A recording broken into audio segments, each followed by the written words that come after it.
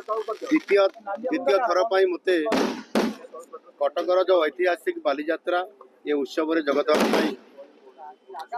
मते सुजोग मिली मु निश्चित भाव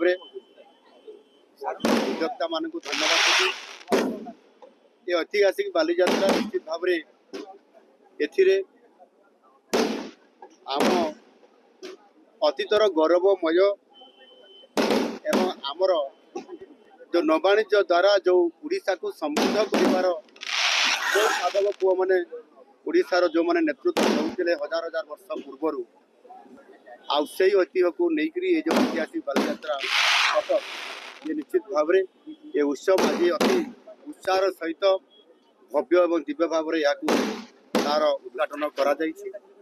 एवं निश्चित भाव से सहित संस्कृति सहित आधुनिकता को जोड़ी दि जाए जो कि ये बहुत बड़ गोटे ये पूर्व भारतर एक ऐतिहासिक बालीजात्रा आउ से आज ये ऐतिहासिक मुहूर्त रे बहुत बड़ आकार रे बहुत बड़ जगार पाखापाखि 2000 रु अधिक स्टल रे ये जो कार्यक्रम करा जायछि राज्य बाहर अनेक जो माने एठी वाणिज्य व्यवसाय करने एवं ये कटक बालीजात्रा को संपूर्ण भाव रे या ऐतिहासिक करने जो मैंने योगदान देते बहुत बड़ आज आम ये ऐतिहासिक बालीजात्रा जितने मत सुजोग भी मिला विशेष करके यूनेस्को मान्यता देवाई जो कथा दाबी उठी राज्य सरकार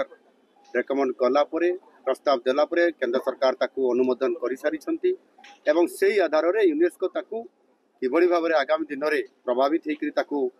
रेकग्नाइज करिवो और सेतिपाई मध्य आम राज्य सरकार मध्य एक एमओयू साइन करिसंती जो थिरे कि ये कटक बालीजात्रा को संपूर्ण भाव में यार प्रचार प्रसार करने विश्व दरबार को पहुंचाई पारे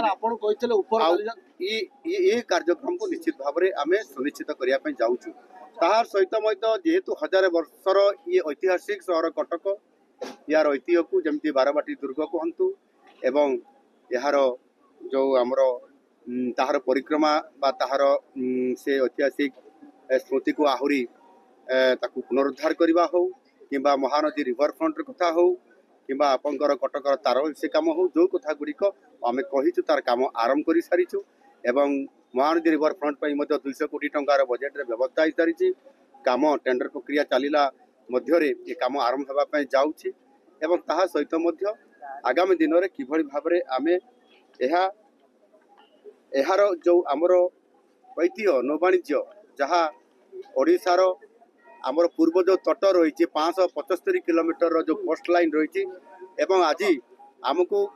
डबल इंजन सरकार जहाँ मोदी जी आशीर्वाद रे आमको जेभली भाव में एक